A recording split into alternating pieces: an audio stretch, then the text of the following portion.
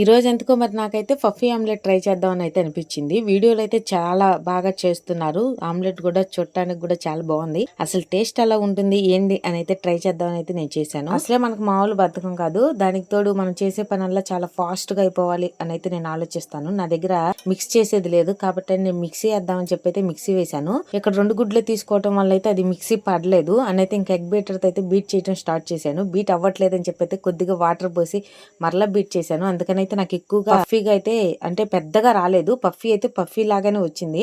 Taste కూడా అయితే చాలా బాగానే ఉంది. ఈ ఆమ్లెట్ ఏమో గానీ దీన్ని వేయటం కోసం మిక్సీని వాడాను, ఎగ్ బీటర్ వాడాను, 2 బౌల్స్ వాడాను, అవి వేసిన ప్యాన్ వాడాను. ఇవన్నీ మామూలుగా కాదు, అవి నీసు వాసన వేస్తాయి కదా, వాటిని అన్నింటినీ క్లీన్ చేయడం కోసం అయితే ఒక పక్క ఇమీడియట్లీ హాట్ వాటర్ తో పూర్తిగా అయితే క్లీన్ చేసేసాను. అవి క్లీన్ చేసే లోపు అయితే పఫీ ఆమ్లెట్ అయితే నార్మల్ ఆమ్లెట్ అయిపోయింది. టేస్ట్ అయితే చాలా డిఫరెంట్ గానే ఉంది. మీరు కూడా ట్రై చేయొచ్చు.